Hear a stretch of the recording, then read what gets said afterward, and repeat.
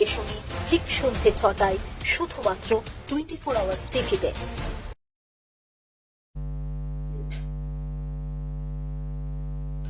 নমস্কার, আমি Dipankar. Face of অনুষ্ঠানে সবাইকে স্বাগত জানিয়ে আজকের অনুষ্ঠান শুরু করছি।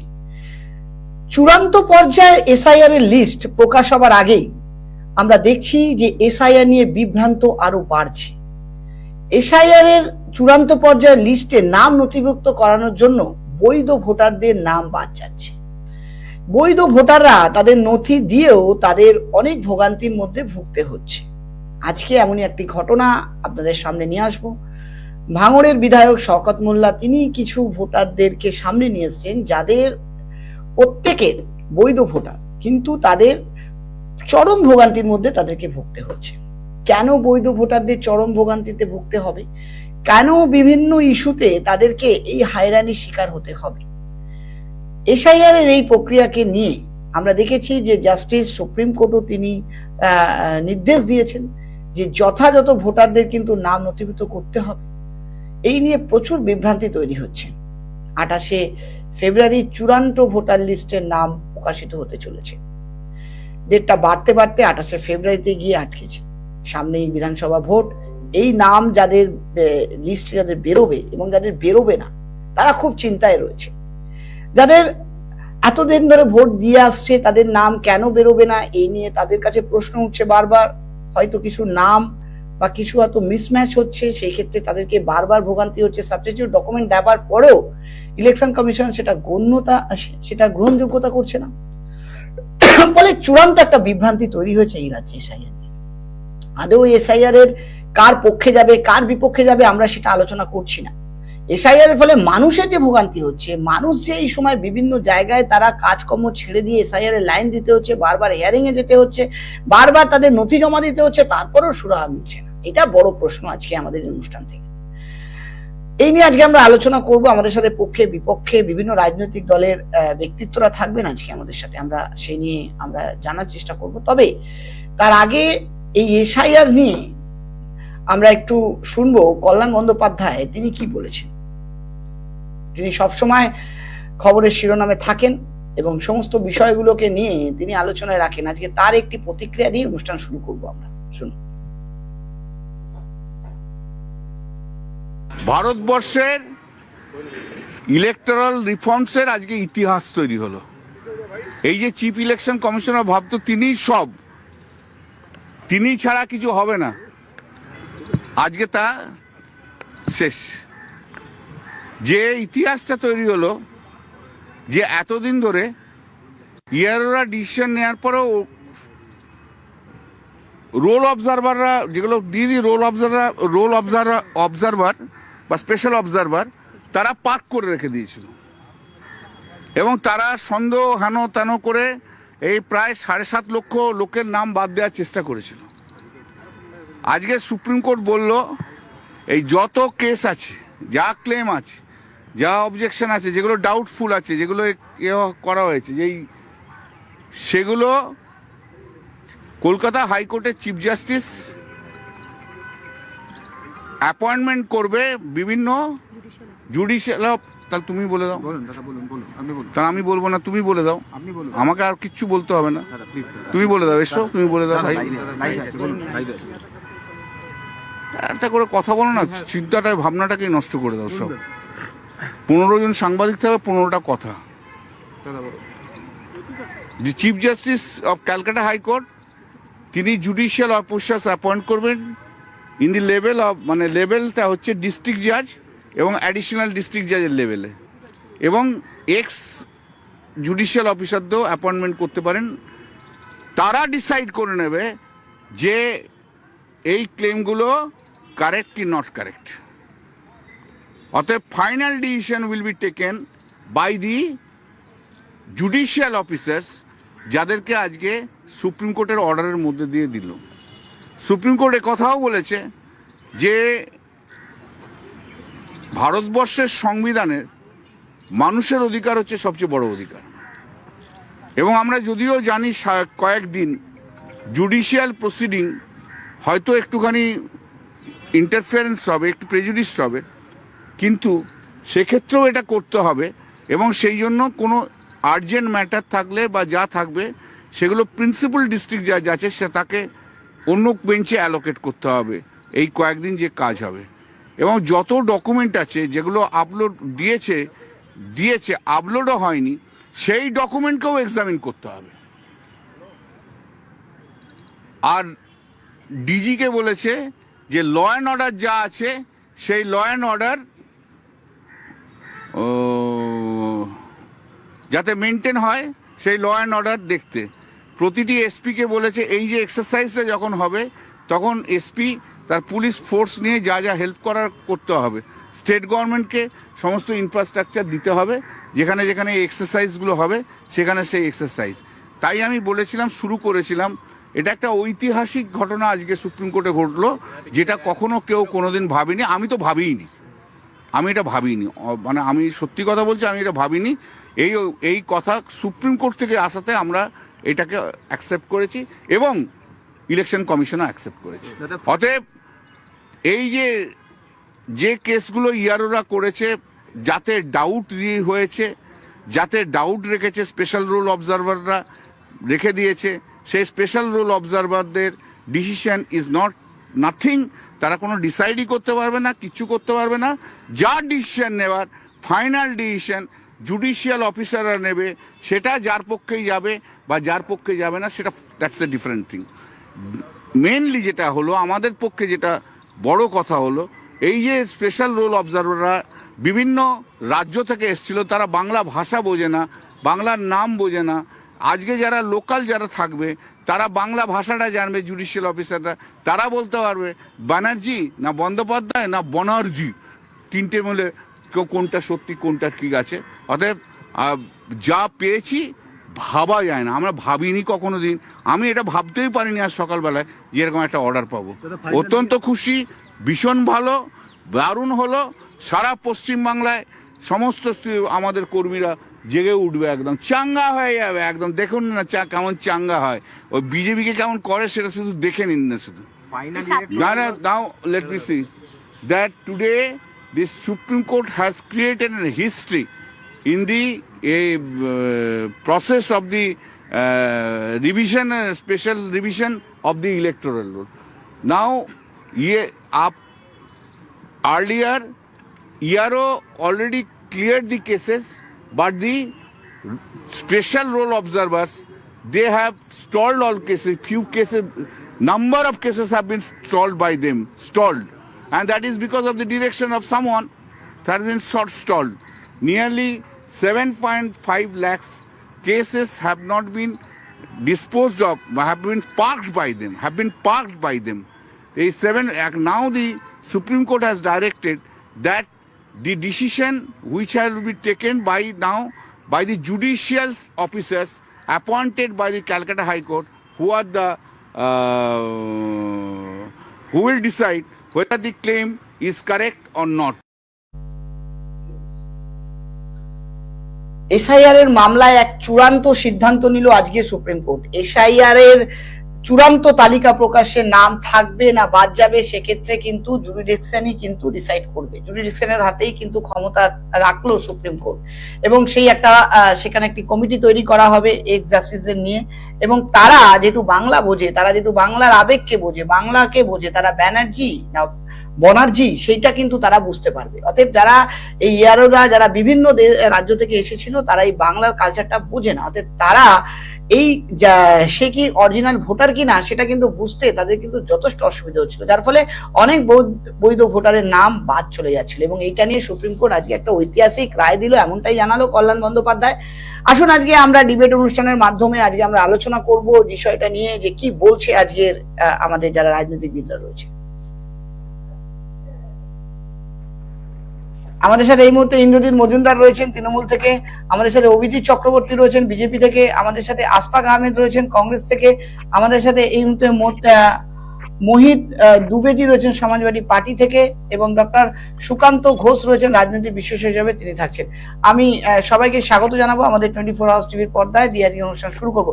প্রথমে অভিজিৎ বাবুকে দিয়ে শুরু করবো। অভিজিৎ চক্রবর্তী, বিজেপির মুখপাত্র, কিভাবে দেখছেন আজকের এই সুপ্রিম কোর্টের?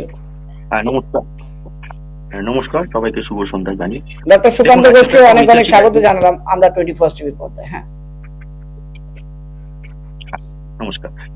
দেখুন, আজকে তো সুপ্রিম কোর্ট একটা রায় দিয়েছে, এটা তো কোনো সন্দেহ নেই, এটা একটা ঐতিহাসিক রায়।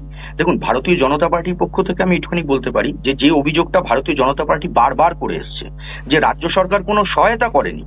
ইলেকশন কমিশন, আরে দেখুন, ইলেকশন কমিশন ফাংশনটা করবে কোথার থেকে? সে যখন রাজ্যে এসআইআর করবে, সে তো রাজ্য সরকার তাকে প্রোভাইডেশন দেবে সমস্ত কিছু দিক থেকে। এই আর ওরা কোনো হেল্প করেনি। আচ্ছা, আপনাকে আমি আরো একটা তথ্য দিই, সে ডিএম এখনো পর্যন্ত লক্ষাধিক নথি যাচাই করে উঠতে পারেনি। এই গাফিলতিগুলো কার? আমরা তো রাজ্যপালের কাছে বারবার অভিযোগ জানিয়েছি যে ইলেকশন কমিশনকে ফাংশন করতে দেওয়া হচ্ছে না। এবং একটু আগে আমি কল্যাণবাবুর বাইট শুনছিলাম, বক্তব্য শুনছিলাম, উনি বললেন যে আমরা এটাকে অ্যাকসেপ্ট করেছি, সুপ্রিম কোর্টের নজিরবিহীন একটা রায়, আমরা সেটাকে অ্যাকসেপ্ট করেছি, ইলেকশন কমিশন অ্যাকসেপ্ট করেছে। দেখুন, মুশকিলটা কি জানেন? রাজ্য সরকার তো একদিন সহায়তা করেনি, এখন সুপ্রিম কোর্ট নির্দেশ দিয়ে দিয়েছে, জুডিশিয়ারির হাতে ব্যাপারটা পুরো চলে গেছে। এখন তো তৃণমূলে বলার বক্তব্য কিছু নেই। এই বক্তব্যটা কিরকম জানেন? আপনাকে ছোট্ট একটা ঘটনা বলি। ঘটনাটা হচ্ছে মানে একটা গল্প টাইপের। এক পাগল ছিল, যে পাগল একবার চুরি করে মিষ্টি খায়। মিষ্টি খাওয়ার ফলে লোকজন ধরে তাকে মারধর দেয়, দিয়ে বলে তার চুলটা কামিয়ে গাধার পিঠে করে পুরো কলকাতা ঘোরা।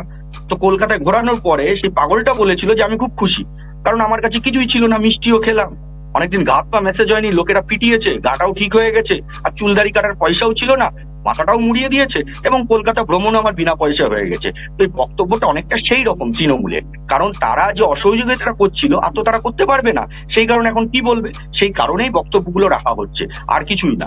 দেখুন, জুডিশিয়ারির হাতে পুরো ব্যাপারটা গেছে, সুপ্রিম কোর্ট রায় দিয়েছে, এতে বিজেপির কিছু বলার নেই। আশা করি ঠিক সময় ঠিকভাবে যেন সবকিছুই ঠিক মতন যেন আমাদের এসআইআর তালিকাটা যেন প্রকাশ হয়, কারণ ইলেকশন কমিশন যে উদ্দেশ্যে এসআইআরটা প্রকাশ করতে চেয়েছিল সেটাতে বারবার এই সরকার ব্যাঘাত দিচ্ছিল। আজকে সুপ্রিম কোর্ট সেটাকে অঙ্কুশ টেনে দিয়েছে।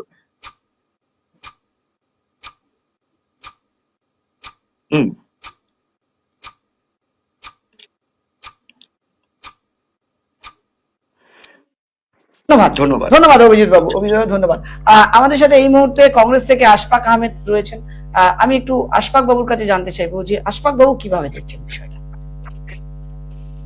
দেখুন, ইলেকশন কমিশনের যে একটা ষড়যন্ত্র চলছিল সাধারণ মানুষকে, সাধারণ ভোটারদের, নাগরিককে তাদের ভোট অধিকার দেওয়া থেকে বঞ্চিত করার, সেই বঞ্চিত করাতে কোথাও না কোথাও একটা বাধা কিন্তু পড়ল। কারণ জুডিশিয়াল অফিসাররা কিছু না হোক, কিন্তু অনেক জুডিশিয়াল অফিসাররা যেহেতু ট্রেন্ড এবং ওনারা নিরপেক্ষ একটা বিচার করে অভ্যস্ত, ওই কারণে একটা নিরপেক্ষতা থাকবে বলে মনে করি। কিন্তু আমি মনে করি এই সম্পূর্ণ যা প্রক্রিয়া, এই সবগুলো কিন্তু জুডিশিয়ারির আন্ডারেই হওয়া উচিত, কারণ ইলেকশন কমিশনের উপর সম্পূর্ণ ভরসা আমাদের উঠে গিয়েছে। ইলেকশন কমিশনের প্রতি কোনো ভরসা নেই। আর যেইভাবে, এবং বিজেপি যদি রাজনৈতিক ষড়যন্ত্র বা কারসাজি করে থাকে, তৃণমূলও তার দায় এড়াতে পারে না, তৃণমূল কংগ্রেসও তার দায় এড়াতে পারে না। তৃণমূল কংগ্রেসও কোথাও না কোথাও ব্যর্থ। মাননীয় মুখ্যমন্ত্রী মমতা ব্যানার্জি যেভাবে বলেছিলেন যে আমরা এসআইআর হতে দেব না, তারপরে একের পর এক সবকিছু মেনে নিলেন। তবে ঠিক আছে, এই সুপ্রিম কোর্টে যা নির্দেশ দিয়েছে এটা কিন্তু অনেকটাই সাধারণ মানুষরা একটু আশ্বস্ত হবে। কিন্তু প্রশ্ন আমার এখনো, যে সময় তো বেশি নেই, এই সময়ের তো ব্যাপার। এই যদি সাধারণ ভোটারদের, সাধারণ নাগরিকদের ভোট অধিকারে তারা বঞ্চিত হয়, ভোট না দিতে পারে, তারা আবার যে তাদের নাম ইনক্লুডিং করবে, এই সময়টা তো পাবে না। এটার কি সমাধান হবে? এটা সুপ্রিম কোর্টকে দেখা উচিত বলে আমি মনে করি।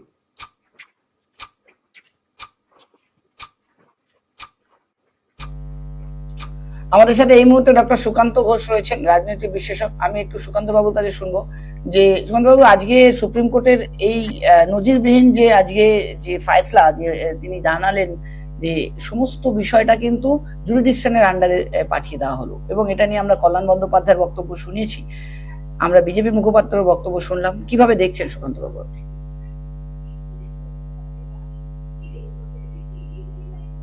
বিষয়টা হলো দীপঙ্কর, মূলত এরকম নির্বাচন কমিশন এবং রাজ্য সরকারের সংজ্ঞা, সেটা গণতন্ত্রের পক্ষে কাঙ্ক্ষিত নয়।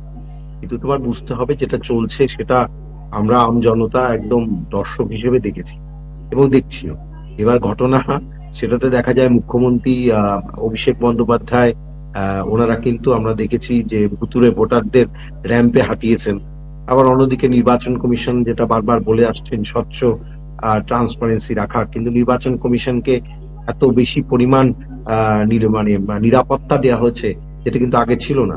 এবং এই নিরাপত্তা মানে ফৌজদারি কোনো অপরাধে নির্বাচন কমিশনে কোনো যারা মেম্বার রয়েছেন, প্রধান নির্বাচন কমিশনার, তাদেরকে কিছু করা যাবে না।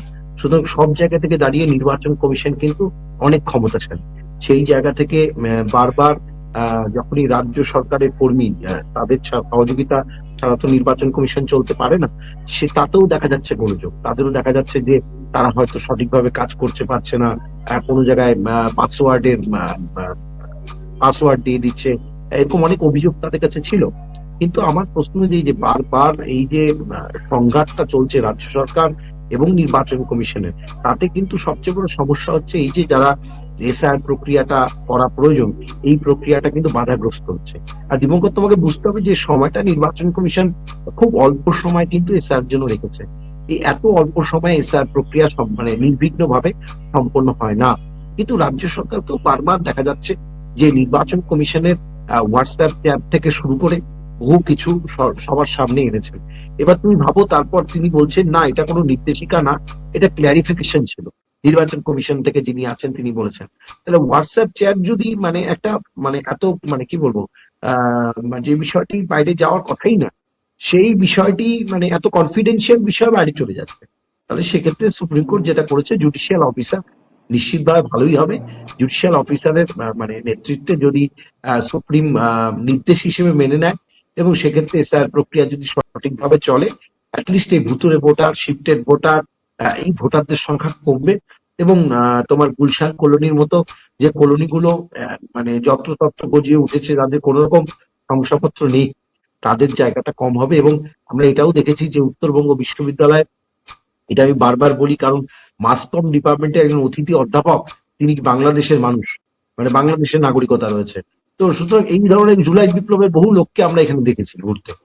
কিছুদিন আগে গতকালই একজন ধরা পড়লেন, তিনি ভোটে করে আসছিলেন, উনি বাংলাদেশে ভোট দিয়ে ইন্ডিয়াতে আসছেন।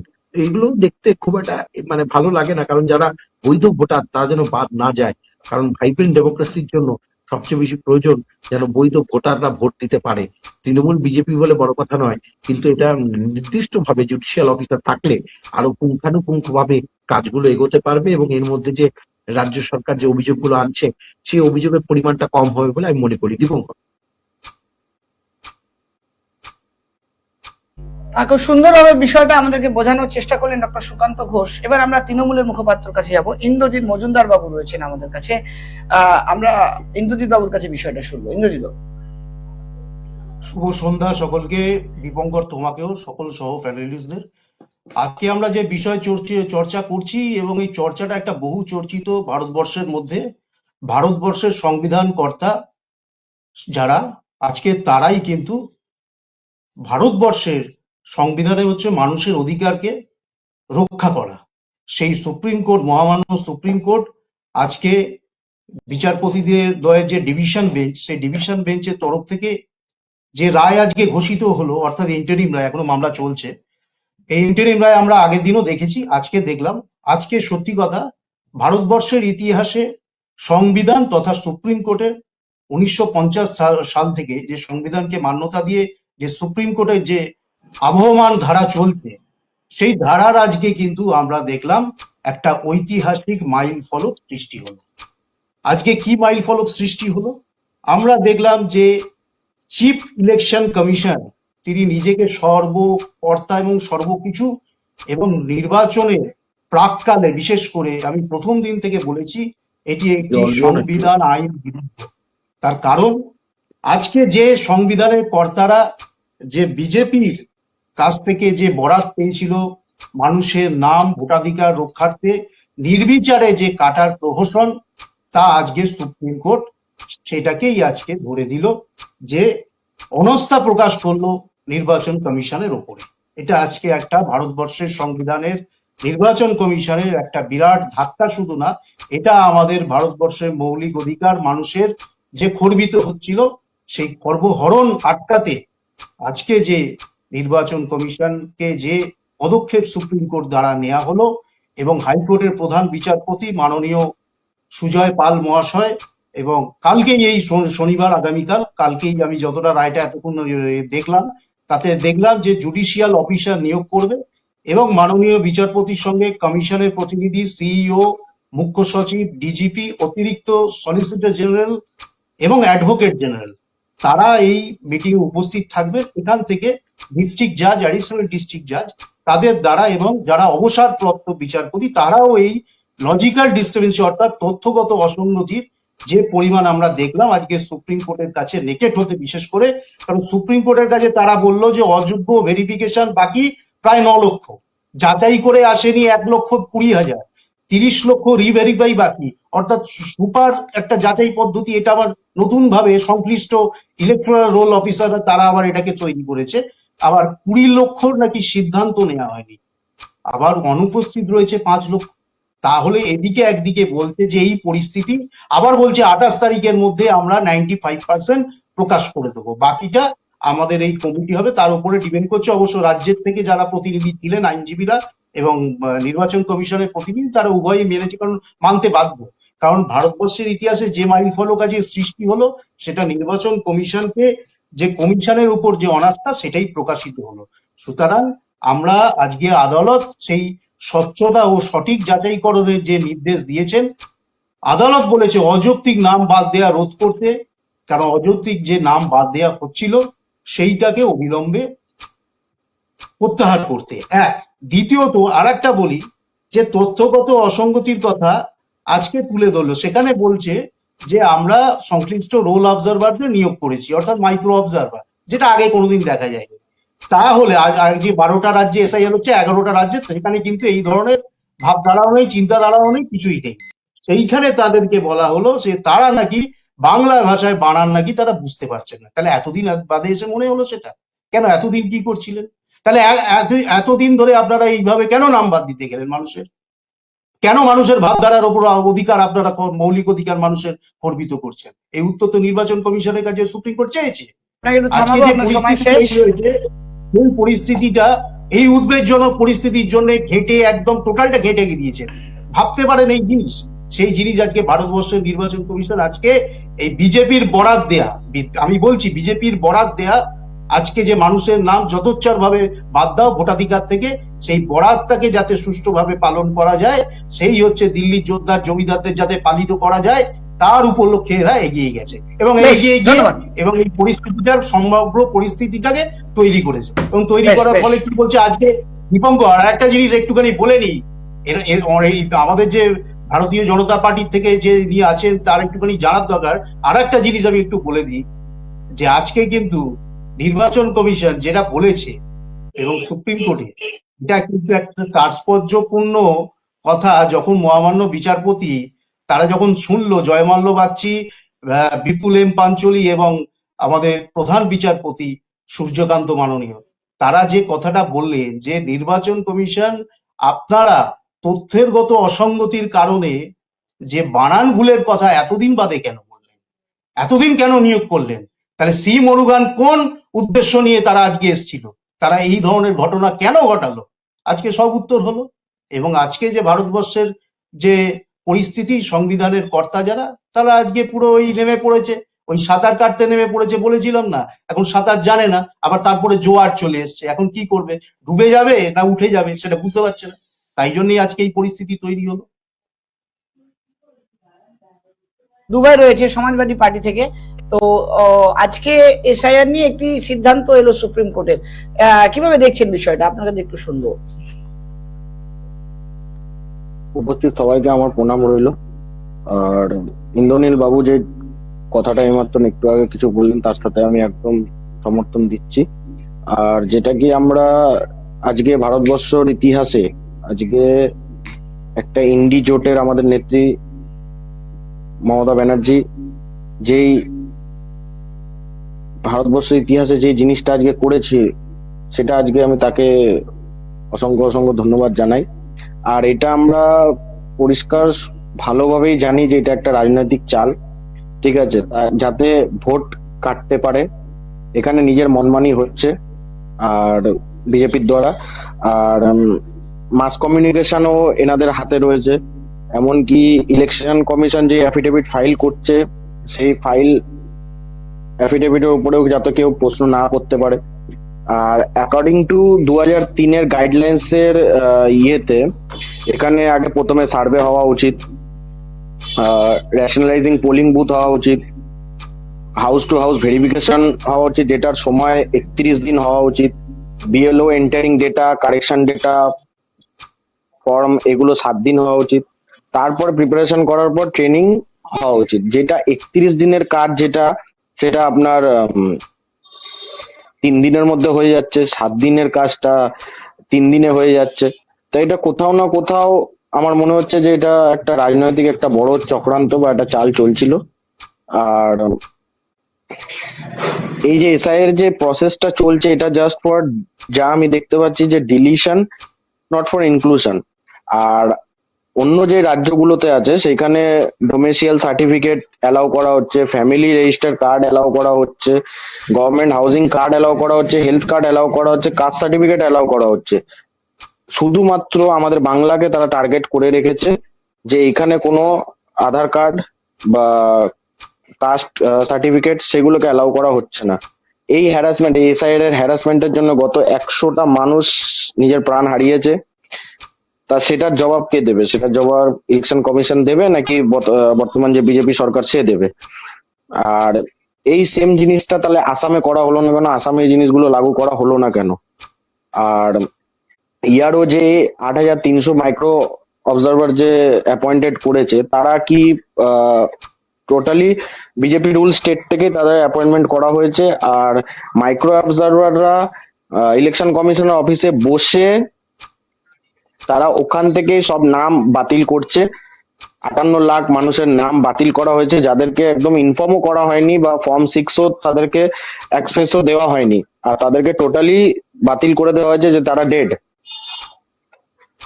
তো এটা আমার মনে হচ্ছে, আর যেমন কি আমরা শুনলাম যে 28শে ফেব্রুয়ারির মধ্যে বিজেপি এসআইআর এর ডিক্লারেশনটা হয়ে যাবে 95%, তাহলে বাদ বাকি 5%টা কেন হবে না ডিক্লারেশন? এটার প্রশ্ন আর এটার উত্তর আমি চাই। আপনি এটার আগে আমার ইলেকশন কমিশন থেকে এই উত্তরটা আমার দরকার।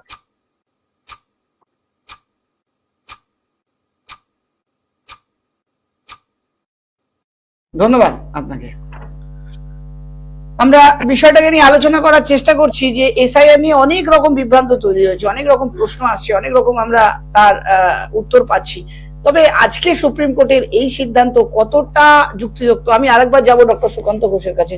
আমি ডক্টর সুকান্ত ঘোষ, অনেকগুলো এসআইআর নিয়ে আমরা অনেক প্রশ্ন, অনেক কিছু আমরা দেখছি যে কেউ বলছে রাজ্য সরকার বাধা দিচ্ছে, কেউ বলছে কেন্দ্র সরকার চক্রান্ত করছে এখানে, কিন্তু সমস্ত ব্যাপারটা জুরিডিকশনের আন্ডারে আনা হলো আজকে সুপ্রিম কোর্টের তত্ত্বাবধানে। এটা কি আগে করা উচিত ছিল না আপনার মনে হয়? অনেকটা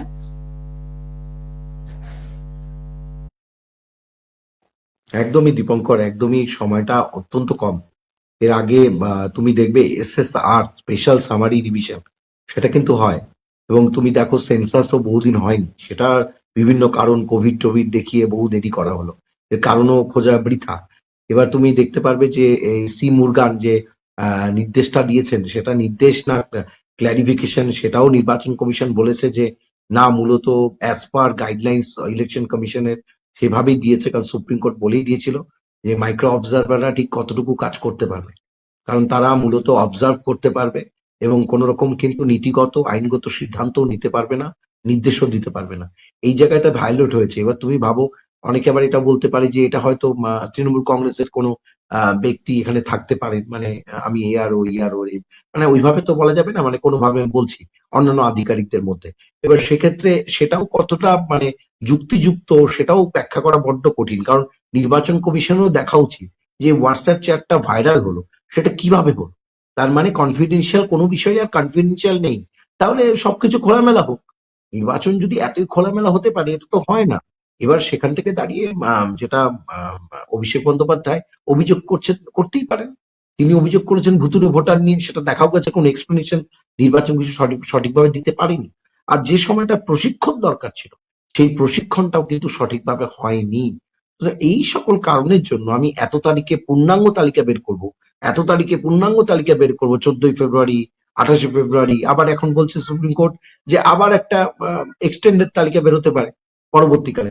তার মানে আমি তালিকা বের করব কত তারিখে এই কম্পিটিশনে না গিয়ে স্বচ্ছ এবং এই ভুতুড়ে শিফটেড ভোটার এগুলো বাদ দিয়ে যদি ঠিকঠাক ভাবে তালিকা বের করা যেত, তাহলে হয়তো নির্বাচন ব্যবস্থাটা সঠিকভাবে পরিচালিত হতো। কারণ তুমি দেখতে পাচ্ছ জুডিশিয়াল অফিসার নিয়োগ করার অর্থ হলো যে কোনোভাবেই রাজ্য এবং নির্বাচন কমিশনের মধ্যে কোনো রকমই সেই সম্পর্ক নেই যে সম্পর্কটা থাকা প্রয়োজন। কারণ একাপ কিন্তু মানে মুখ্য নির্বাচন কমিশনার বা তার যে যারা রয়েছেন অন্যান্য কমিশনার, নির্বাচন কমিশনার এবং মুখ্য নির্বাচনী আধিকারিক রাজ্যের, সেভাবে সব দিক থেকে দেখতে গেলে তারা একা কাজ করতে পারে না, তো রাজ্য সরকারের উপর নির্ভরশীল। তো এই সময়টা বোধহয় আরেকটু বেশি হলে নির্বাচন কমিশন স্বশাসিত সংস্থা, তার বিরুদ্ধে এতগুলো অভিযোগ আনা হচ্ছে, জুডিশিয়াল অফিসার নিয়োগ করা হচ্ছে, হাইকোর্টের বিচারপতি নিয়োগ করবে, তাহলে এই জায়গাগুলো কিন্তু কোথাও গিয়ে যেন আমার মনে হচ্ছে যে নির্বাচন কমিশন নিয়েই যদি প্রশ্ন থাকে, তাহলে সাধারণ মানুষের মনে প্রশ্ন থাকবে আদৌ কি এই এসআইএল লিস্টটা সঠিকভাবে হয়েছে।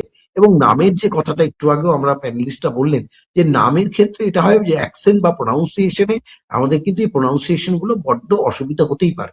এমন কোনো মানুষকে রাখা উচিত ছিল যে এই মানে যারা সারনেম গুলো সঠিকভাবে উচ্চারণ করতে পারে, তাকে সঠিকভাবে বুঝতে পারে। আমরা তার আগেই যদি মানে এমন মানুষদের ওখানে রাখি যারা এর বিষয়ে ওয়াকিবল নয়, তাহলে এরকম ভুল ভ্রান্তি লিস্টে থাকবে, এবং লিস্টে যতদিন ভুল ভ্রান্তি থাকবে তুমি তো কোনো বলতে পারবে না যে আরেকটা বিষয় যে সফটওয়্যার বা সিস্টেমটাকে দিয়ে এটা তৈরি হয়েছিল যে যার মাধ্যমে এসআই প্রক্রিয়াটা হয়েছে, সেখানেও কিন্তু দেখা গেছে যে একটা মানে প্রোগ্রাম অলরেডি ওটাতে ইনস্টল করা ছিল, সেই প্রোগ্রাম ওর বাইরে চিন্তা করতে পারে না। অনেকগুলো মানে আমার মনে হয় যে লিমিটেশন ছিল নির্বাচন কমিশনের, এবং রাজ্য সরকার, এটাও ঘটনা, রাজ্য সরকার থেকে কিন্তু সহযোগিতার হাত খুব বেশি কিন্তু পায়নি নির্বাচন কমিশন। হতে পারে, আমি বলছি তো নির্বাচন কমিশন সম্বন্ধে সব বললাম, কিন্তু রাজ্য সরকারের আরো বেশি করে সহায়তা করা প্রয়োজন ছিল। রাজ্য সরকারের যে অভিযোগ ভুতুড়ে ভোটারের কথাটা, তারা কিন্তু এটা নির্বাচন কমিশনকে জানাতে পারতো, ওই মানে র্যাম্পে না হাঁটিয়ে তারা নির্বাচন কমিশনকেই জানাতে পারতো, যেটা মমতা বন্দ্যোপাধ্যায় গিয়েছেন। তাই এটা নিশ্চিতভাবে মমতা বন্দ্যোপাধ্যায়ের মতো একজন মানে এতদিন ধরে রাজনীতি করা মানুষ সে তো এই জায়গাটা নেবে, যে জায়গাতে উনি চাইবেন লাইমলাইটে আসার এবং চেষ্টাও করবেন একজন পরবর্তীকালে একজন ভালো নেত্রী হিসেবে উঠে আসার। শুধু সেই সময়টা এবং সুযোগটা কাজে লাগিয়েছেন, অত্যন্ত সুদৃঢ়তার সাথে লাগিয়েছেন। এখানে কিন্তু বিজেপি ফেল করেছে, এই নিয়ে কোনো সন্দেহ নেই দীপঙ্কর। যাই হোক, আমি বিজেপির কাছে পরে যাবো, আগে ইন্দ্রজিৎ বাবুর কাছে যাবো, ইন্দ্রজিৎ বাবুর কাছেও একটু শুনবো। ইন্দ্রজিৎ বাবু, র্যাম্পে হাঁটানোর কি দরকার ছিল? যেটা তো আমারও প্রশ্ন, যে ডক্টর সুকান্ত ঘোষ বললেন যে এই যে পাবলিসিটি, মানে যে কোনো প্রকারই হোক পাবলিসিটি টানতে হবে নিজের দিকে। আজকে বিজেপি তরফ থেকে, বিরোধীদের তরফ থেকে বারবার বলা হচ্ছে অসহযোগিতা করা হচ্ছে আজকে বিভিন্ন জায়গায় ইলেকশন কমিশনের সাথে, বিভিন্ন জায়গায় তাদেরকে মানে চেষ্টা করা হচ্ছে যে যাতে আপনাদের মতো করে এই লিস্টটা তৈরি হোক। কোথাও না কোথাও একটা এই যে রাজ্য এবং ইলেকশন কমিশনের একটা সংযুক্তিকরণ থাকা দরকার ছিল, সেটা কিন্তু দেখতে পেলাম না। সেটা কি ভোট ছিনিয়ে নেওয়া বা ভোটটাকে নিজের গ্রিপে রাখা, আমি যেরকম চাইছি সেইভাবে হওয়া, এটাই একটা মানুষের একটা নিজের ইচ্ছা থাকে যে আমি যা চাইছি সেইভাবে হোক, না হলে বিভিন্ন রকম ভাবে সেটা একটা অজুহাত তৈরি করে, বিভিন্ন রকম দ্বন্দ্ব ঝামেলা তৈরি করে বিষয়গুলোকে উলঝে দেওয়া আর কি। কি বলবেন নিজের? দেখুন দীপঙ্কর বাবু, একটা কথা বলি, আজকে যে পরিস্থিতি আবহমান সৃষ্টিকর্তা যারা, সেই সৃষ্টি তো তারাই করেছে। তার কারণ বাঙালিদের যে অগ্রাধিকার, সেই অগ্রাধিকারই তো আজকে চ্যুত হয়েছে।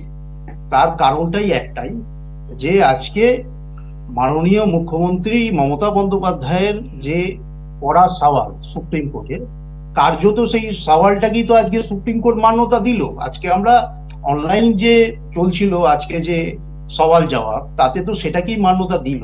তার কারণ তো এটাই যে আদালত প্রথমে বলল কি, যে যথাচারে মানুষের নাম বাদ দেওয়া হচ্ছে।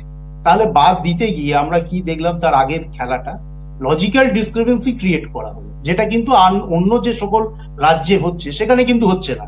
আবার আশ্চর্যজনক ঘটনা দেখুন, আসামেও কিন্তু 5টা রাজ্যের সঙ্গে আসামেও কিন্তু নির্বাচন আছে, সেখানে কিন্তু এসআইআর হচ্ছে না। ঠিক আছে, সে পার্টনার বাদ দিলাম, তারা করছে না। দিল্লি যোদ্ধার জমিদারদের যে আবহ বার্তা আসছে সেই বার্তায় সাড়া দিয়ে তারা করছে না, ঠিক আছে, মানলাম, মেনে নিলাম। কিন্তু আজকে বলা হলো যে লজিক্যাল ডিসক্রিপেন্সি যাদের নাম বাদ যাবে তাদের লিস্টটা টাঙাতে। তাহলে সেটা সুপ্রিম কোর্ট কেন বলবে? এটা তো স্বচ্ছতা তাদেরই রাখা উচিত। আমি আপনার নাম বাদ দিলাম, তা আমি সেটা আপনাকে জানাবো না? আপনি রেজাল্টে পাস করলেন না ফেল করলেন, সেটা তো মধ্য সংসদ আপনাকে জানাবে কি জানাবে না? সেটাই তো নিয়ম। তাহলে সেটার জন্য সুপ্রিম কোর্টে যেতে হবে। সুপ্রিম কোর্ট নির্দেশ দেবে যে BDO office, panchayat office, ward office, এইখানে লজিক্যাল ডিসক্রিপেন্সি অর্থাৎ তথ্যের অসঙ্গিতে যাদের নাম বাদ যাচ্ছে তাদের লিস্টগুলো আপনারা টাঙান। কেন এই আবহটা, কেন এই বার্তাটা আসবে? এটা তো নির্বাচন কমিশন যদি সঠিক পর্যায়ে সঠিকভাবে দিল্লির যোদ্ধার জমিদারদের বার্তা না শুনে যদি কাজ করতো, তাহলে কিন্তু এই পরিস্থিতির সম্মুখীন বিশেষ করে বঙ্গবাসীদের বাঙালির অগ্রাধিকার কিন্তু আজকে রক্ষা হতো।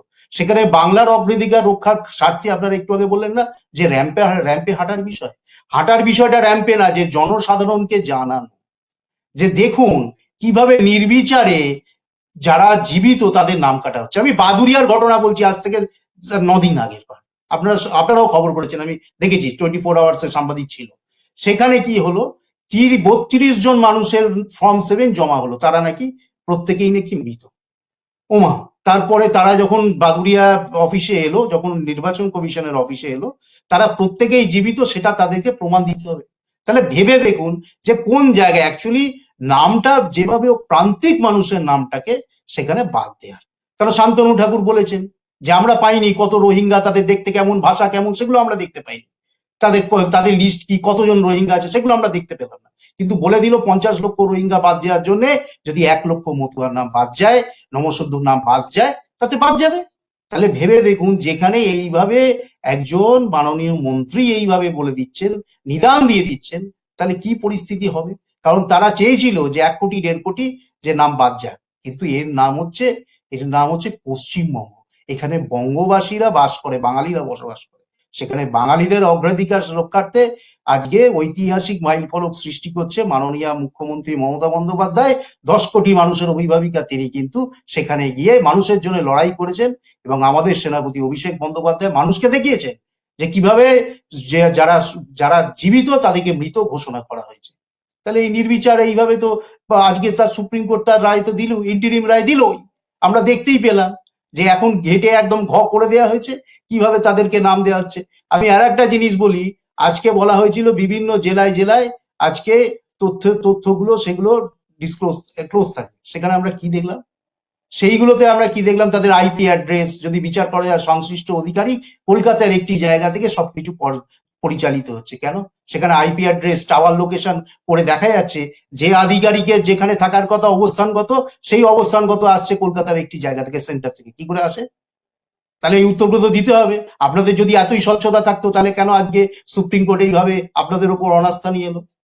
আজকে ভারতীয় জনতা পার্টি নির্বাচন কমিশনের হয়ে কথা বলছে, তারা তো কলেজিয়াম পদ্ধতিটাকেই তুলে দিয়েছে। তারা তারা ল অ্যামেন্ডমেন্ট করে তারা টোটালটাই তো তুলে দিয়েছে। তাহলে এই অ্যামেন্ডমেন্ট করার অর্থ কি? অর্থ একটাই, সবকিছু জুডিশিয়ারি এভরিথিং নিজের হাতে কুক্ষিগত করো, মানুষের নাম বাদ যাও, প্রান্তিক মানুষকে ভাগ করো, বিভক্ত করো, যাতে তারা যেন ভোট না দিতে পারে। এবং যেহেতু পেছন থেকে যেভাবে বসা যায়, যেটা গোয়ায় দেখেছিলাম, রাত্রি 3:30 সরকার ঘোষিত হয়ে গেল, সেই রকমই একটা কিছু আশ্চর্যের একটা হাসির বিষয়। এবার সুপ্রিম কোর্টের মহামান্য বিচারপতিরা জিজ্ঞেস করেছেন, কি বলবো, জিজ্ঞেস করেছে যে এই পরিস্থিতিতে আপনারা যদি বার না করতে পারেন, তাহলে তো সামনে আপনার নির্বাচন ঘোষণা করতে অসুবিধা হবে। বলছে হ্যাঁ, তার প্রভিশন আছে, সংবিধানে সেই প্রভিশন আছে। হ্যাঁ, আছে তো। অ্যাকচুয়ালি তারা চাইছেই সেইটাই, যে সংবিধানের প্রভিশনটাকে ইউজ করে যাতে রাষ্ট্রপতি শাসন জারি করা যায়। করুক না, এটাতে আরো ভালো হবে। এটাতে মানুষ আরো বুঝতে পারবে যে যারা এই মনোভাব পোষণ করে তাদের কি অবস্থা হয় আগামী দিনে আমরা দেখতে পাবো। কারণ এই কথাগুলো বলার একটাই উদ্দেশ্য, বারংবার বলবো, যে নির্বিচারে মানুষের নাম বাদ দেয়া হচ্ছে। এই বাদ দেওয়ার জন্য সুপ্রিম কোর্টে আজকে যদি মুখ্যমন্ত্রী মমতা বন্দ্যোপাধ্যায় না যেত, আর একজনও মামলা করেছেন, তার প্রতি সেও এক প্রান্তিক মানুষ, তার কথাও বলতে হয়, সেই তারা যদি আজকে মামলা না হতো, আজকে এই পরিস্থিতি তৈরিই হতো না। কেন? জানেন না এই জায়গাটা পশ্চিমবঙ্গ, এর অভিভাবিকা হচ্ছে প্রাচীরের মতো দাঁড়িয়ে এর প্রতিবাদ, মানুষের জন্য লড়াই। কেন সুপ্রিম কোর্ট বলেছে সংবিধান মানুষের অধিকার করার জন্য, সংবিধান মানুষের অধিকার খর্ব করার জন্য নয়। সেখানে আর কিভাবে তাদেরকে এইভাবে ভৎসনা করবে? আজকে ভৎসিত হলেন, এরপরে পুরস্কার 25শে জুন পেয়ে গেছিলেন। কি পুরস্কার পেয়েছিলেন তো সবাই সারা ভারতবর্ষের মানুষ জানেন, যে মেয়ে জামাইকে একই জেলায় ডিএম করা হলো, এবং দেখলাম আমরা যে মনীষ বানসাল তার জামাই, তাকে পোস্টিং দেওয়া হলো, একই জেলাতে ডিএম করা হলো। কোন অদৃশ্য হাতের বলে প্রথম মহিলা ডিএম হয়ে গেলেন তার মেয়ে, এবং পুরস্কার। এবং আগামী দেখবেন এও ঠিক, যে ঘেটে ঘ পদ্ধতি তৈরি করা হয়েছে, বিজেপির একজন নেতারা বলে দিচ্ছে 1 কোটি 1.5 কোটি 2 কোটি। আজকে সেই পরিস্থিতি যখন ধরে ফেলা হয়েছে, দেখবেন আবার এই মানুষকে, এই জ্ঞানেশ কুমারকে দেখবেন তিরস্কৃত করছে। সেটাও আমরা কিন্তু দেখবো, এটাও দেখবো যে পুরস্কৃত যখন করেছে বিহারে, সেখানে এনডিএ সরকার ছিল, সেখানে প্রাচীরের মতো দাঁড়িয়ে কেউ এটাকে রুখতে পারতো না, রোখেও নি। আজকে কংগ্রেসের উচিত ছিল, আমি বলি আস্পাক আছে, আমি বলতাম যে আজকে 17,54,000 লোকের নাম মহারাষ্ট্রে এক্সেস হয়ে গেল, নাম ওভার হয়ে গেল, প্রাপ্তবয়স্ক ভোটার। বারংবার বলেছি আপনাদের চ্যানেলে, বিভিন্ন চ্যানেলে, সেই নামগুলোকে কেন এগুলো কোর্টে যাওয়া হলো না? কেন এগুলোকে আটকানো গেল না? কেন অধিক ভোটার হলো? 2019 থেকে 2024 অব্দি লোকসভা নির্বাচন অব্দি কি করে সেই 17,54,000 প্রাপ্তবয়স্ক ভোটারের সংখ্যা বেড়ে গেল? ওই এগুলো নির্বাচন কমিশন, আসলে আমরা এখানে ধরে ফেলেছি। সেই ধরার থেকে বেরোতে হবে। আরে বাঙালির বুদ্ধি তো, অ্যাটলিস্ট তো আমরা বাঙালি, আমাদের তো সেই বুদ্ধিটা আছে। যতই যায় নিদান দিক, যারা যে বুদ্ধি প্রদর্শন করে, তারা দিল্লির রেখা গুপ্তা যে বুদ্ধি প্রদর্শন করেন, যে মাছ মাংস নাকি খাওয়া বন্ধ করে দিলে, রান্না বন্ধ করে দিলে রেস্টুরেন্টে, তাহলে নাকি দিল্লির 400 ইন্ডেক্স এয়ার পলিউশন নাকি কমে যাবে। সেটা হয়? এটা কোনোদিন সম্ভব? এটা কোনোদিন সায়েন্স বলছে? মানে তারা যা খুশি বলতে পারে। কালকেও দেখলাম একজন চুচুড়ার কোন ছোট বড় চুনোপুটি নেতা, তিনি আমার নিদান দিচ্ছে পশ্চিমবঙ্গে, ভালো কথাই বলে ফেলেছে, পশ্চিমবঙ্গে যদি ভারতীয় জনতা পার্টি ক্ষমতায় আসে, তাহলে দেখবে আমরা সবার আগে এখানে মাছ মাংস খাওয়া বন্ধ করে দেবো। কালকেই দেখলাম আমি কালকে পোস্টও করেছি, নামটা আমি সপ্তর্ষি রাম, মনে পড়ে গেল, সেই সপ্তর্ষি রাম, তিনি আবার এই নিদান দিচ্ছে। একদিকে ভালো, এই নিদানগুলো দিন, কারণ নির্বাচনের আগে মানুষ, আপনাদের মুখোশটা একটু মানুষের কাছে খুলে রাখা দরকার, কারণ আপনারা বলছেন আর এক আর করছেন আর এক, সে বললে তো হবে না। এই দ্বিচারিতা আর কতদিন চলবে? সেই জন্য আজকে সহজ পদ্ধতিতে না আসতে পারে, নির্বাচন কমিশনকে অ্যাপয়েন্ট করা হয়েছিল, যে যেভাবে পশ্চিমবঙ্গের এসআইআর করে একদম প্রান্তিক মানুষের নামটা বাদ দিয়ে দাও, দেওয়ার পরেই আমাদের যে ডিফারেন্স আছে যে ভোটের, সেই ডিফারেন্সটাকে বাদ দিয়ে দিলেই আমরা ক্ষমতায় চলে আসবো। এই বুদ্ধি, ওই যে বললে গোমূত্র খাওয়ার বুদ্ধি, ওই জন্য বলতে হয়, সেই বুদ্ধিতে এই বুদ্ধি পরিচালিত হবে, এবং সেটাই আমরা দেখতে পেয়েছি। এবং এর থেকে আর কি বলবো, আজকে যেভাবে ভৎসিত হলো বিচারক দ্বয়ের দ্বারায়, তাহলে আর মনে হয় না এরপরে নির্বাচন কমিশন আর ঘুরে দাঁড়াতে পারবে। আর ঘোরার জায়গা নেই, এখন তো তাদের পুরো মানে ফেসটাই নেকেট হয়ে গেছে, আর মানুষের কাছে সর্বজন বিদিত হয়ে গেছে, আর কিছু করতে পারবে না। এর বাইরে থেকে বলবো এখনো সময় আছে, বেরোন, বেরিয়ে অ্যাডমিট কার্ড, মাধ্যমিকের বললো সার্টিফিকেট, আচ্ছা মাধ্যমিকের সার্টিফিকেট ডেট অফ বার্থ লেখা থাকে? তাহলে বুদ্ধি দেখুন এদেরকে, মাধ্যমিক সার্টিফিকেট প্রমাণপত্র চাইছে, কি প্রমাণপত্র হবে মাধ্যমিক সার্টিফিকেট? আবার অ্যাডমিট কার্ডকে বলছে নেব না, মানে কিরাম? আমি ডোমিসাইলের কথা বাদই দিলাম, অ্যাডমিট কার্ডকে বলছে নেব না। তাহলে এদের এই চিন্তাধারাতে এইটাই আসবে, এদের বুদ্ধি ওই বাঙালির বুদ্ধির কাছে বরাবর পরাজিত। ওই জন্য বলে ফেললো না, স্বামী রামকৃষ্ণ পরমহংসদেব কালকে টুইট করলো আমাদের প্রধানমন্ত্রী, মাননীয় প্রধানমন্ত্রী, 56 না 54 ইঞ্চি নাকি ছাতি, আমি যদিও মেপে দেখিনি, আমরা এগুলো সংবাদ মাধ্যমে দেখে থাকি। তারা তো এই বলবেন। আর একজন বলে ফেললেন, যে রবীন্দ্রনাথ সান্যাল, আবার তাদেরই একজন আবার বলে ফেললেন সভাপতি, তিনি কি বললেন? তিনি আবার বলে দিলেন যে এখানে রবীন্দ্রনাথ ঠাকুর নাকি সাহিত্যের জন্য নোবেল পায়নি, তিনি শান্তির জন্য নোবেল পেয়েছেন। তাহলে এদের থেকে এইগুলোই। আবার তাদের এক মুখ্যমন্ত্রী রেখা শর্মা, সে একের পর এক বলে যাচ্ছে নেতাজি সুভাষচন্দ্র প্যালেস। আবার হেমন্ত বিশ্ব শর্মা সমাজে ঘৃণা ছড়াচ্ছে, কিরকম পরিমাণ ঘৃণা ছড়াচ্ছে দেখুন, যে মুসলমানদের একটা কাট আউট তৈরি করে সেইখানে পয়েন্ট ব্ল্যাঙ্ক রেঞ্জ বলে সেখানে গুলি করছে, করে আবার নিদান দিচ্ছে যে মুসলমান যদি রিক্সাওয়ালা হয় সেখানে তাদের ভাড়া কম দাও। মানে এরকম একটা ব্যাপার, মানে তারা যেন মানুষ না, তারা আমাদের সঙ্গে সহবাসস্থান করে না। আসলে মানুষের মধ্যে এসআইআর এর নামে হচ্ছে বিশ্বাসের বাতাবরণটাকে অবিশ্বাসে পরিণত হয়েছে। সেই অবিশ্বাসের এই যে বাতাবরণ তৈরি করা হয়েছে, মানুষের বিভেদ, হিন্দু মুসলমান তো ছিল, হিন্দু মুসলমান নিয়েই ওরা রাজনীতি করে, কিন্তু সেখানে মুসলমান আমি বাদই দিলাম, হিন্দুদের সঙ্গেই তো দেখুন না, আজকে নবশূদ্র মতুয়াদের আজকে এখনো পর্যন্ত কোনো রকম ক্লিয়ারেন্স ক্লারিফিকেশন এখনো পর্যন্ত দিতে পারলো না। আমি নির্বাচন কমিশনের কথা বাদই দিলাম, তাদেরকে কি দিতে পারলো? পারলো না। তাহলে এটাই বলবো যে এনাদের এই চিন্তাধারা থেকে আমি বলবো বেরিয়ে আসুন, যদি সুস্থ মতো এসআইআর করুন, এখনো যদিও আর করার অবকাশ নেই, কারণ সুপ্রিম কোর্ট আজকে যা রায় দিয়েছে এর পরে আর কোনো কিছুরই অবকাশ নেই। সর্বটাই হচ্ছে আমাদের হাইকোর্টের প্রধান বিচারপতি মাননীয় বিচারপতি সুজয় পালের তত্ত্বাবধানেই হবে, এবং তিনি অ্যাপয়েন্ট করবেন, এবং যারা যারা যারা দেখবেন তারা কিভাবে কি করা যায়। এবং আমি চাইবো স্বচ্ছ সঙ্গে আমি শুনলাম, আমি আচ্ছা ইন্দ্রবাবু, আপনি অনেকক্ষণ বললেন, আমি শুধু একটা প্রশ্ন, আপনি তো বেরিয়ে যাবেন, একটা প্রশ্ন আপনার কাছে রেখে দিই যে ঠিক আছে, হ্যাঁ ঠিক আছে, নয় জাস্টিসদের তত্ত্বাবধানেই নয় এই কাজটা সম্পূর্ণ হবে, এটা তো একটা ভালো কথা না, আমি বলি সুপ্রিম কোর্ট বলে, হ্যাঁ এটা সুপ্রিম কোর্ট। আপনারা এটা এত খুশি কেন, এত নাচানাচি, এত খুশি কেন, মানে আমি এটা বুঝতে পারছি না। দেখুন, এখানে খুশির এই কারণে, খুশি তো অবশ্যই হব, আমি স্বীকার করছি খুশি তো হবই, খুশি এই কারণেই হব, মানুষের জন্য খুশি হব। যেভাবে নির্বিচারে মানুষের নাম কাটা হচ্ছে, কোন রকম যাচাইকরণ না, এখানে সেই রক্ষার্থে আমরা খুশি হব না? আপনি খুশি হবেন না? আপনি দিয়ে বলুন, আপনি বাংলার নাগরিক, হ্যাঁ, আপনি এটা কি আমি রাজনীতিটাকে পেছনে ফেলে এলাম, আমি রাজনৈতিক পরীক্ষাটাকে পেছনে ফেলে একজন মানুষ হিসেবে যদি আমার বাংলা ভাষী হিসেবে বলে, ইন্দ্রদা বেরিয়ে যাওয়ার আগে বিজেপির যিনি মুখপাত্র আছেন উনি, ওনার কথাটা একটু শোনা হওয়া উচিত মনে হয় আমার বলে। হ্যাঁ, আমার একদম 2 মিনিটে আমি শুনে নিই। হ্যাঁ, অভিজিৎ বাবু।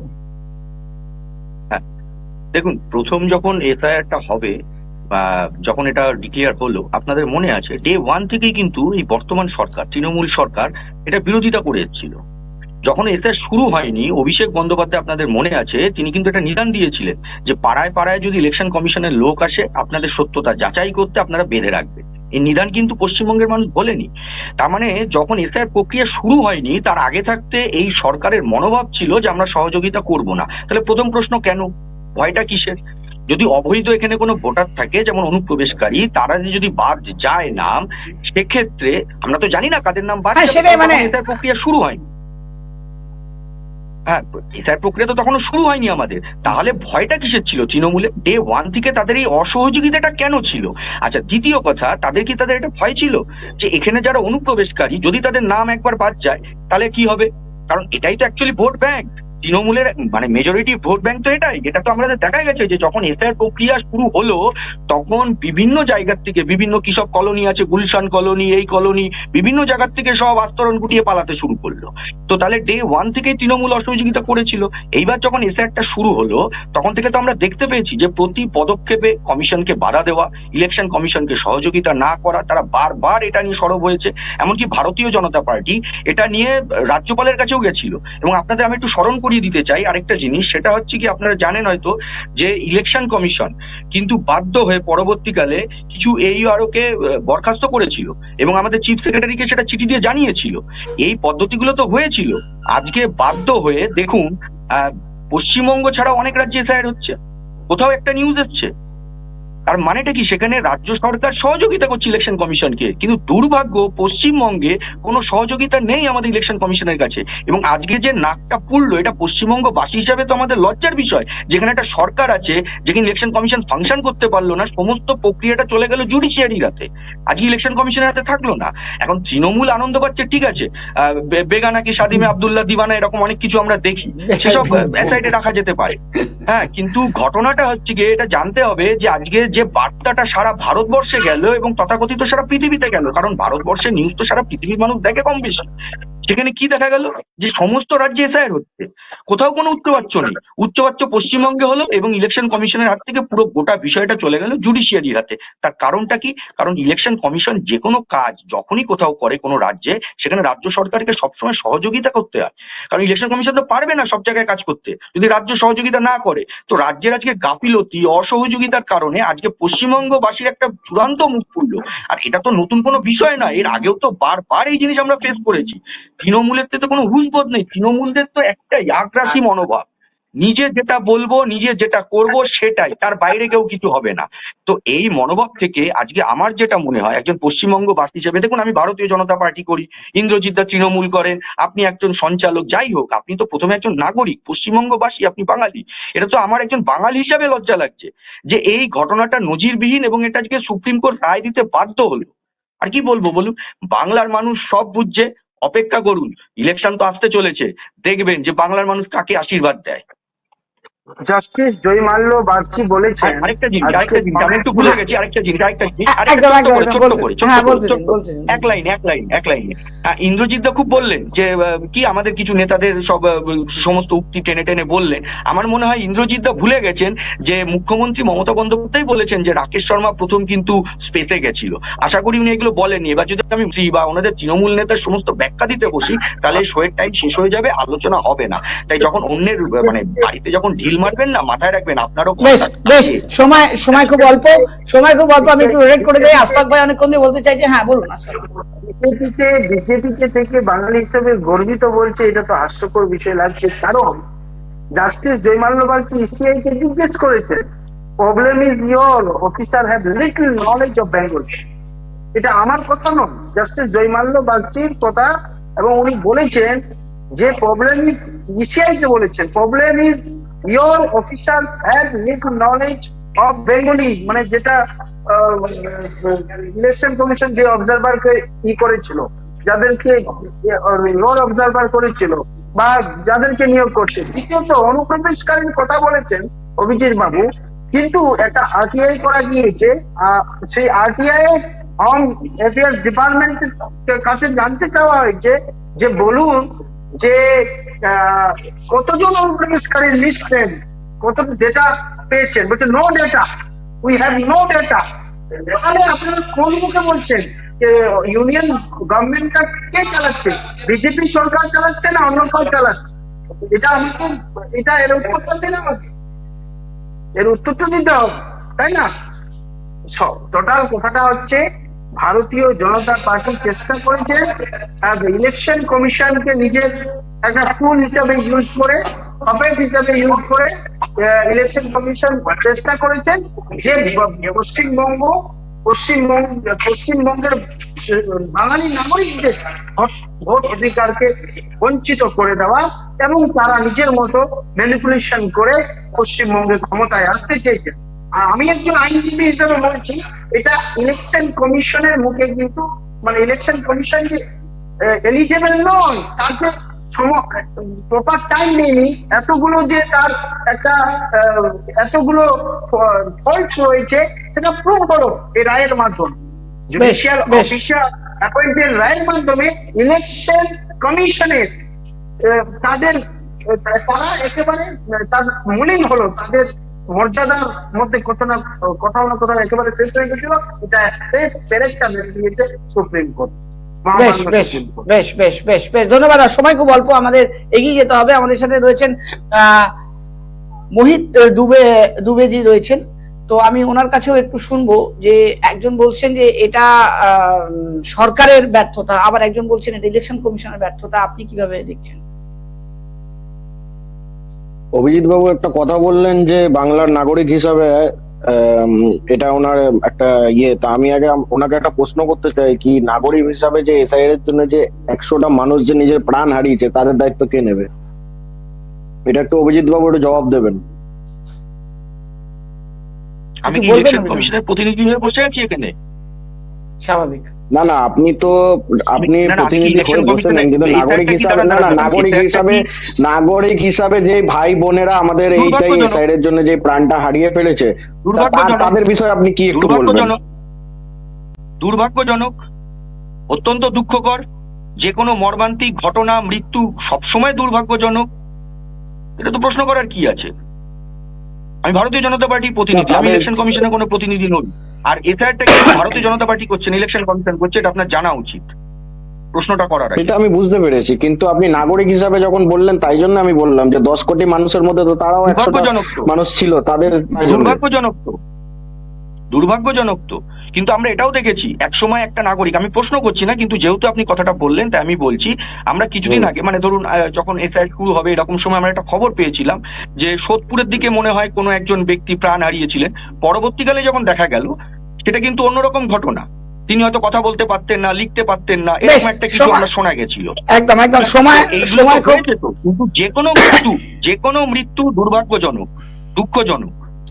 সময় খুব অল্প, একদম আমরা শেষের দিকে চলে এসেছি। আমি সুকান্ত বাবুকে দিয়ে শেষ করবো। সুকান্ত বাবু, যাই মানে এখানে প্রশ্ন, এটা ইলেকশন কমিশনের হোক বা এটা সরকারের ব্যর্থতা হোক, কিন্তু মানুষ তো বুঝছে যে এখানে যাদের উপরে দায়িত্ব দেওয়া হচ্ছে তারা অ্যাকচুয়ালি ব্যর্থ।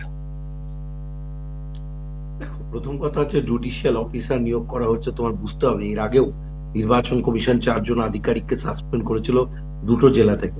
নবান্নকে জানানো হয়েছিল, মুখ্য নির্বাচনী আধিকারিক পরবর্তীতে নির্বাচন কমিশনকে জানায় যে এখনো পর্যন্ত রাজ্য সরকার কিচ্ছু জানানো, মুখ্য সচিব কিছুই জানায়নি মনোজ পল। তা তুমি এই জায়গাগুলো কোথাও যেন অভূমিকা, দেখো নির্বাচন কমিশন তো কোনো একজন ব্যক্তির জন্য কাজ করে না, এটা তোমাকে ভাবতে হবে। কিন্তু নির্বাচন কমিশন সম্পর্কে যদি কোনো অভিযোগ থাকে তার একটা পদ্ধতি রয়েছে। কিন্তু এখন যেটা হয়েছে জানো, প্রশাসন, সরকার, রাজনীতি সব মিলেমিশে একাকার হয়ে গেছে। এবং তোমার কোথাও গিয়ে যেন ওই বিচার বিভাগে অতিক্রিয়তা, জুডিশিয়াল অ্যাক্টিভিজম, সেই বিষয়গুলো খুব একটা দেখা যায় না। এর জন্য এই জুডিশিয়াল অ্যাক্টিভিজমের একটা নমুনা এখন দেখলাম, তবে এটা কিন্তু খুব ভালো নয়। মানে এটা কিন্তু গণতন্ত্রের জন্য সুস্বাস্থ্যের, মানে একটা সুস্বাস্থ্য থাকে তো গণতন্ত্রে, সেই ভালো স্বাস্থ্য আলো আর গণতন্ত্র, যেটা democracy for the people, by the people, of the people, সেটা না বলে কার্লাইলের গণতন্ত্রের সংজ্ঞাটা অত্যন্ত এখন মনে হয় কোথাও গিয়ে যুক্তিযুক্ত। Democracy for the fool, by the fool, of the fool. গণতন্ত্র মূর্খদের জন্য, মূর্খদের দ্বারা পরিচালিত। আমিও মূর্খ, আমি বলছি, কারণ কোথাও কি পলিটিক্যাল কালচার আর পলিটিক্যাল সোশ্যালাইজেশন প্রক্রিয়া, যেখানে আমরা বিচার বিভাগকেও মানি না, আমরা নির্বাচন কমিশনকেও মানি না, আবার নির্বাচন কমিশনকেও কিন্তু কিছু জায়গায় স্বচ্ছতা রাখতে হবে। কারণ তার অফিসিয়াল ডকুমেন্ট যখন ফাঁস হচ্ছে সেটাও কিন্তু গর্হিত অপরাধের মধ্যে পড়ে যে করেছে। সুতরাং এর আগেও সাসপেন্ড করতে বলেছিল, নবান্ন করেনি। তাহলে কোথাও গিয়ে বেনিফিট অফ দ্য ডাউট যদি ব্যাটসম্যানকে দেওয়া হয় ক্রিকেটে, এখানে নবান্ন বা সরকার যদি চায় যে আমার এই 4 জন আধিকারিক যাদের নামে গর্হিত অপরাধ ছিল, পাসওয়ার্ড কাউকে দিয়ে দেয়া, আমি যতটুকু জানি তো সেই অপরাধে কিছু করা হয়নি, তাহলে তারপরে তুমি কলকাতা কলোনির মতো যে কলোনিগুলো গজিয়ে উঠেছে, আমি যে উদাহরণগুলো তোমাকে দিলাম, মাসকম ডিপার্টমেন্টে উত্তরবঙ্গ বিশ্ববিদ্যালয়ে বাংলাদেশের মানুষ পড়াচ্ছেন, জুলাই বিপ্লবের বহু নেতাকে এখানে দেখা যাচ্ছে। তাহলে সেটা হলে দীপঙ্কর গণতন্ত্রের পক্ষে কতটা ভালো হবে? আর এটাও ঘটনা, এসআর তো অন্যান্য রাজ্যও হচ্ছে। তবে রাজ্য এবং কেন্দ্রের এই যে অসহযোগিতা, এটা থেকে কিন্তু মানে বিরক্ত সুপ্রিম কোর্ট, এবং সুপ্রিম কোর্ট এই যখন মানে বিশ্বাসহীনতার জায়গা থেকেই কিন্তু এই রায়টা দিয়েছে যে জুডিশিয়াল অফিসার তিনি এই তথ্যগুলো যাচাই করবেন এবং ইলেকট্রাল রেজিস্ট্রেশন অফিসার যে আছে ইলেকট্রাল, সেই হিসেবে কাজ করবে। কিন্তু কোথাও কি এটা কাঙ্ক্ষিত ছিল না, এটা ছিল কাজ করা ছিল আমলাদের, আধিকারিকদের, নির্বাচনী আধিকারিকদের। সেখান থেকে দাঁড়িয়ে যদি এটা হয় সেটা খুব একটা ভালো হবে কি হবে না জানি না।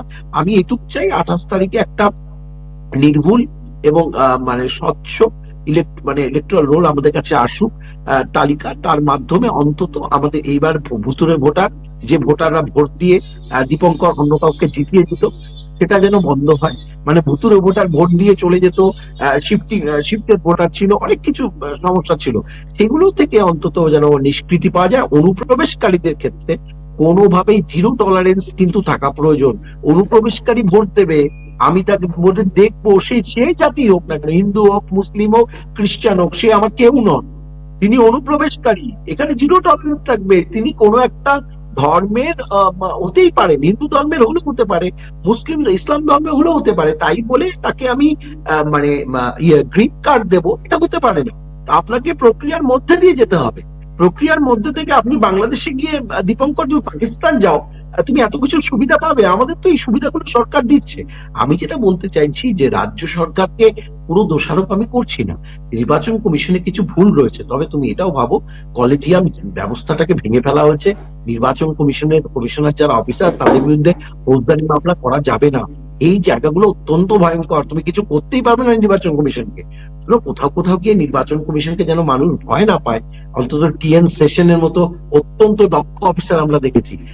সুতরাং এটা কিন্তু বলা যায়। আরেকটা জিনিস আমি বলে রাখি, কংগ্রেস মুখপাত্ররা বারবার বলেন, কিন্তু এক সময় এল.কে. আদবানি কিন্তু মনমোহন সিংকে লিখেছিলেন যে নির্বাচন কমিশনার যেভাবে তখন কাজ করছিলেন তিনি কিন্তু পছন্দ করেননি, এবং খুব অনেক পাতার চিঠি লিখেছিলেন, 6-7 পাতা। সেই চিঠির উত্তরে কিন্তু প্রতিভা পাতিলকেও দেওয়া হয়েছিল, কিন্তু তারপরে কিন্তু কোনো ব্যবস্থা কিন্তু সেই সময় নেওয়া হয়নি।